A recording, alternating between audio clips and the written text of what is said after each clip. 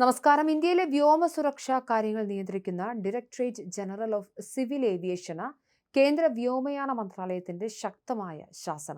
ഉദ്യോഗസ്ഥർ സ്വന്തം സ്വാധീനം ഉപയോഗിച്ച് ബന്ധുക്കൾക്ക് സ്വകാര്യ വിമാന കമ്പനികളിലും അനുബന്ധ സ്ഥാപനങ്ങളിലും ജോലി ഉറപ്പാക്കുന്നതിനെതിരെയും ഇത്തരം വിവരങ്ങൾ മറച്ചുവെക്കുന്നതിനെതിരെയുമാണ് മന്ത്രാലയം കടുത്ത അതൃപ്തി അറിയിച്ചത്.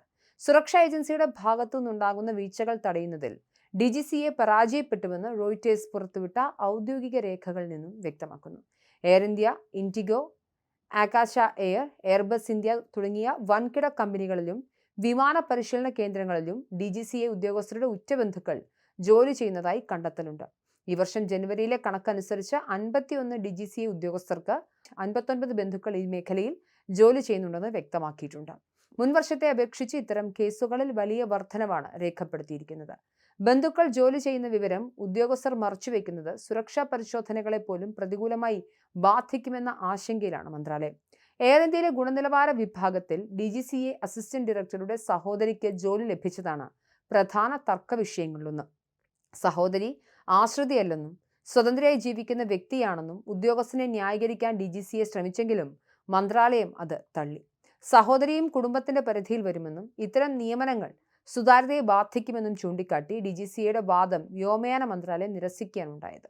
മറ്റൊരു മുൻ ഉദ്യോഗസ്ഥന് വ്യോമയാന മേഖലകളിൽ മാത്രം 12ഓളം ബന്ധുക്കളുണ്ടെന്ന കാര്യം അദ്ദേഹം വിരമിച്ച ശേഷമാണ് പുറത്തറിഞ്ഞതെന്നും രേഖകൾ പറയുന്നു. സ്വന്തം നിലയിൽ ഇത്തരം താൽപര്യ വൈരുദ്ധ്യങ്ങൾ പരിഹരിക്കാനുള്ള അധികാരം ആവശ്യപ്പെട്ട് DGCA മേധാവി അയച്ച കത്തും മന്ത്രാലയം നിരാകരിച്ചു.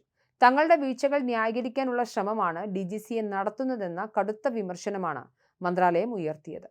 കൂടാതെ കൈക്കൂലി കേസിൽ ഒരു ഉദ്യോഗസ്ഥനെതിരെ CBI അന്വേഷണം നടക്കുന്ന പശ്ചാത്തലത്തിലും കൂടിയാണ് DGCAയ്ക്ക് മന്ത്രാലയത്തിന്റെ തലപ്പത്ത് നിന്നും ഈ തിരിച്ചടി നേരിടേണ്ടി വന്നിരിക്കുന്നത്.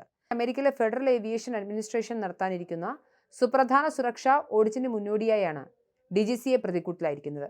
ജീവനക്കാരുടെ ക്ഷാമവും മുൻനിര വിമാന കമ്പനികളുടെ സുരക്ഷാ വീഴ്ചകളും വ്യോമയാന മേഖലയെ പ്രതിസന്ധിയിലാക്കുന്ന സാഹചര്യത്തിൽ ഈ വിവരങ്ങൾ പുറത്തു വന്നത് ഏവിയേഷൻ രംഗത്ത് വലിയ ആശങ്കയ്ക്ക് വഴിവെച്ചിട്ടുണ്ട്.